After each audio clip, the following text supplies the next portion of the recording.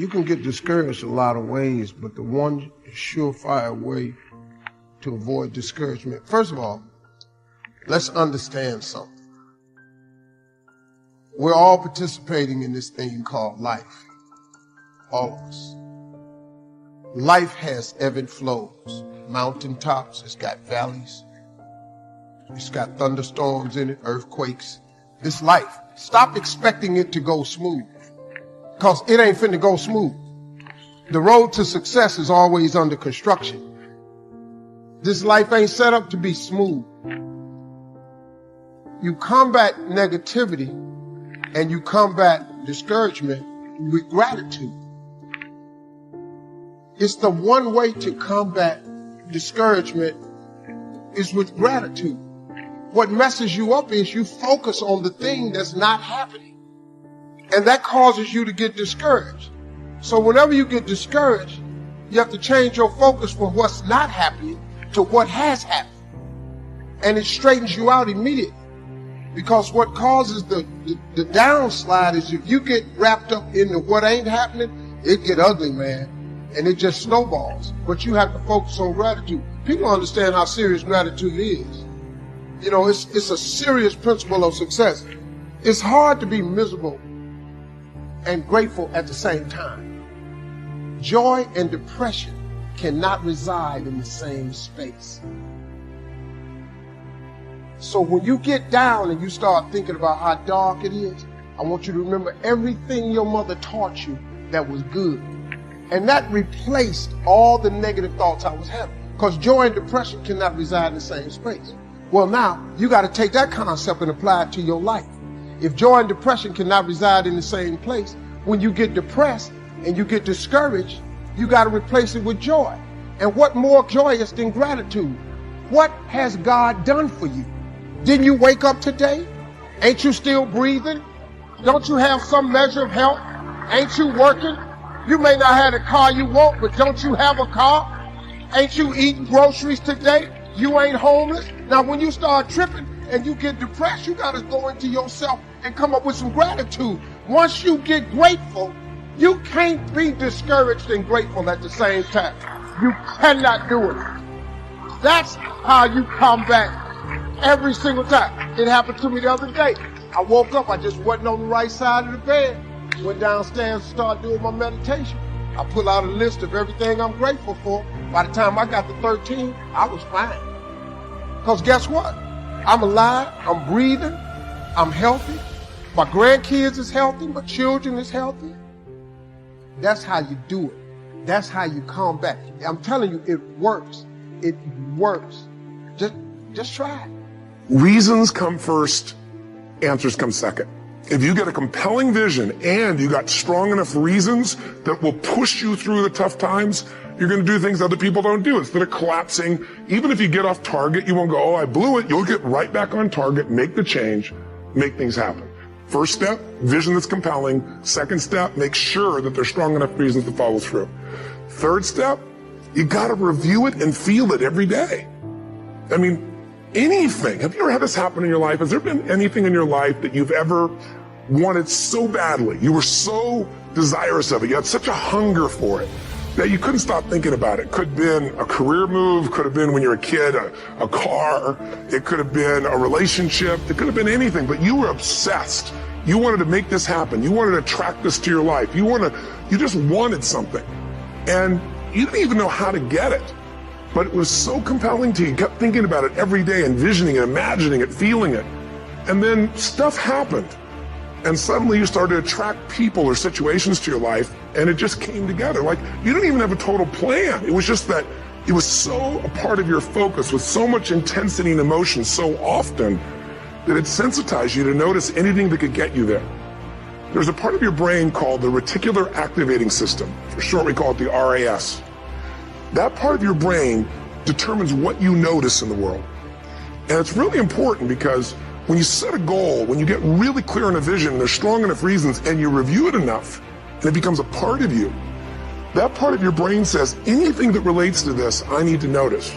It's like, did you ever buy a certain kind of car or maybe a certain outfit, and suddenly you see that car everywhere, or those outfits everywhere?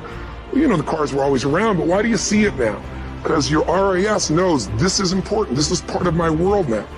Similarly, when you really get clear and it's compelling and you're reviewing it every day, got strong reasons, you're reviewing it every day and you're feeling it, the brain becomes incredibly acute at noticing anything to get you to move forward. And so that's the power of it. Great, sit up in your chair with some energy then, put yourself in a peak state, and let's take a look at what 9 of these emotions, or 8 or 7, or whatever I put up here are. Number 1, fear. So if you're feeling fear, what does that mean usually? What's the message? The message always is that you need to change something. Is that true? Yes or no? So every negative emotion means I've got to what? I've got to what? Change something. Either my perception or what I'm doing. Fear means that you got to prepare for something. You're afraid because your brain's saying message is prepare. Change what you're doing and get more prepared. Prepare for something that's going to happen so you're better prepared for it physically. Now sometimes we just indulge in the emotion and we stay in the fear and we really aren't prepared. For example, let's say you're going to get up to speak in front of a group and you're prepared but you still have fear. It's because you got the message, you did the work, but you didn't shut the emotion off and say, I am prepared. No reason to be afraid anymore. I'm ready. I'm ready. You never told your brain, it's okay. You don't have to give me the message anymore. I've done my work. Okay?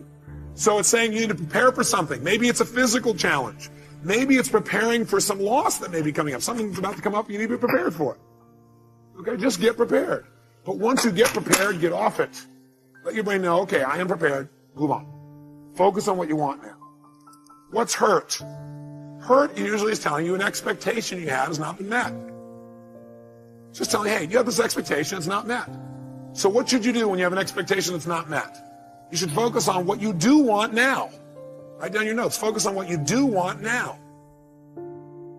Don't keep focusing on why you're disappointed, or how somebody disappointed you, or how you feel so hurt by them. An expectation wasn't met, and you need to change your approach. Focus on it. Or it means you need to change your communication. Hurt means you expected someone to treat you a certain way and they didn't treat you that way. So you need to change your communication. You need to come to them and say, I need your help. When you communicate that way, in the past, I've interpreted that to mean you didn't care. I know you care because I know how much you love me and I love you. Could you help me out this way? What does it really mean to you when you do that? And then listen. Say, in the future, I really appreciate it if you do it this way instead. Would that work for you? Would you be willing to do that? Okay, great. Fantastic. It's a message that says you got to communicate your needs better if you're feeling hurt. Hurt means I need to communicate my needs better. Or hurt also means I need to meet someone else's needs. So you feel hurt because you didn't meet their needs. That's why they didn't meet yours. Either you're not meeting their needs or you're not communicating how to have your needs be met. Or you have an expectation, you need to move on. This is not going to work out, so focus on what will. Third, anger. Anger is a message that says you have a major rule that's been violated. When you're angry, you have a rule that's been violated. We all have rules about how things must be and how they should be. And boy, some rules, if somebody violates some of our rules, man, we really get angry, don't we? By the way, you may also be angry because you violated your own rules. Is that true? Yeah, you're not doing what you believe you must do, and you get angry with yourself. Sometimes we get angry with ourselves, we spread that out towards somebody else, find somebody to lay blame on. 4, frustration. Frustration is a message that what you're doing isn't working, and that you need to what? Change. If you're frustrated, it means you still can succeed, but you got to change. You're frustrated, says, God, something's here and you know you could succeed, and you're frustrated because what you're doing isn't working. Change and you can still get what you want. Flex. Disappointment. Disappointment's a message again. You expected something to happen, it's not going to. So immediately focus on what you want now. Focus on what you want now. It's a message that you have to get off it. You need to let go of something and move on and focus on what you want now. Guilt. Guilt is a powerful emotion if it's not abused and overused and indulged in. Any of these emotions are lousy if you indulge in them. Would you agree with me on that? Sit there and indulge in your fear and your hurt and your anger. Indulging means you keep focusing on the feeling instead of...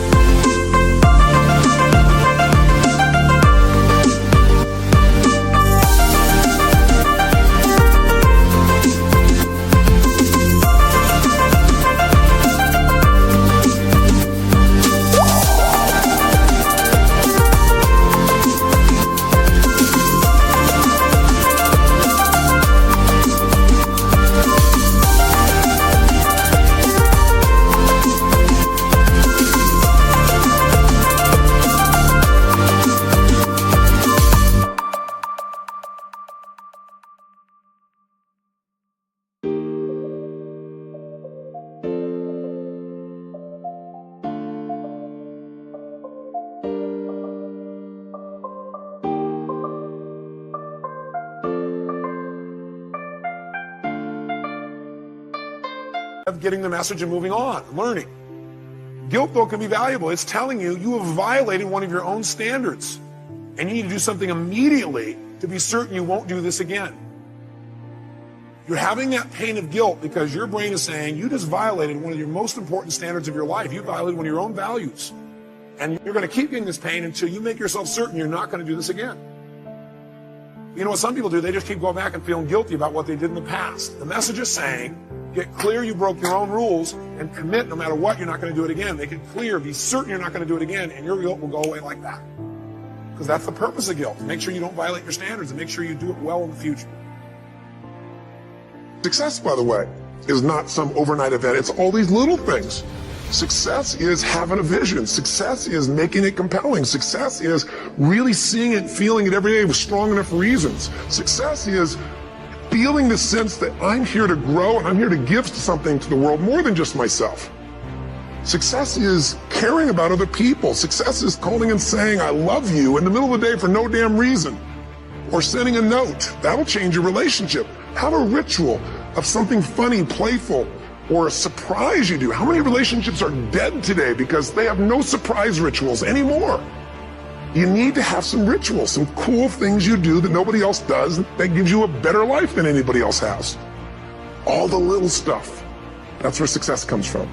In business, it comes from delivering more than anybody could imagine. All those little things add up. People go, wow, that's who I want to do business with. It's true in any area of your life. So if you look at somebody who's really successful and you think, wow, I mean, they're so amazing, they're such a genius, you got to dig underneath and you got to remember something. People are rewarded in public for what they've practiced for years in private. Myself and my business people say, how do you get up and speak? And you have no notes and you go for 3 days and nights and the room is like, it's wired and it's incredible. It's like a rock concert. How do you do that? How do you have that confidence? Oh, and you know, it's not confidence, it's experience now. But I did so much behind the scenes and I still do to make things right. I mean, how many people would know that since the time I was 17 years old, before I walk on stage, still do to this day, wouldn't need to do it, but I still do it, I never walk out there without being in an absolute peak state of mind. You know, there are days my back is hurting, my throat is hurting, or I may have had a challenge, or my father passed away, and I've still got to deliver for these people because my standard is give my all every time. Every event has to be better. Talk to anybody who's been to our events for 5, 10 years, some of our trainers.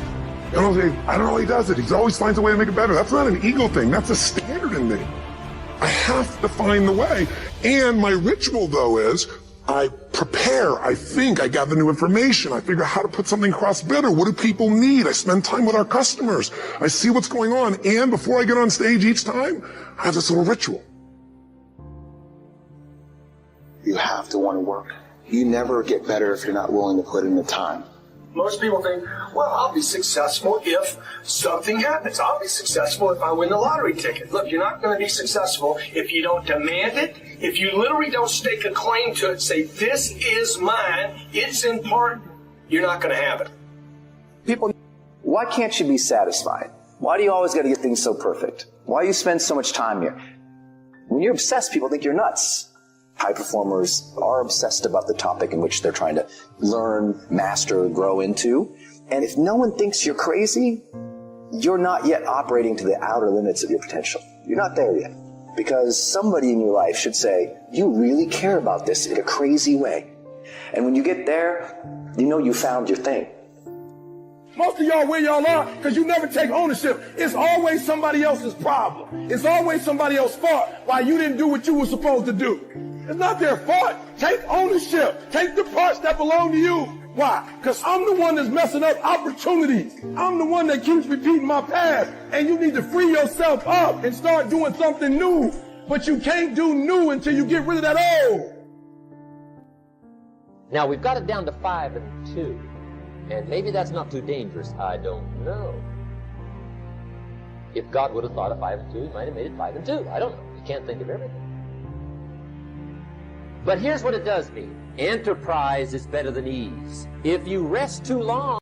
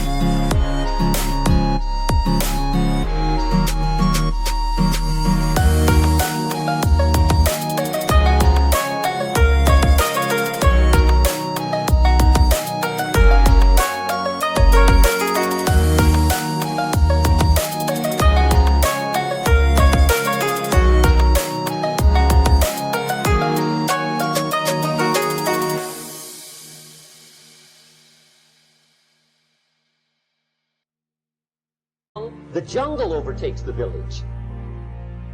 Now here's the good news about the war between good and evil. Evil is no match for good, but good must be active. Weeds are no match for human activity, but if you stand still, how far in will they come? All the way. They'll grow right up around your shoes. And for many of you, you have robbed yourself of a full life because you don't want to deal with crises, because they're uncomfortable, and because you're timid and passive, you run from them. There's going to be some scars. The scars going to come. You might as well get blessed by the scars. They're going to come. But if you get busy, how far back can you take them? As far as you wish. They're no match, but you must be active. That's why the 6 and 1. Make sure you're not losing the war by taking off too much. Guess what the average years are after retirement? 6. 6. Which means don't retire. Your chances are too slim.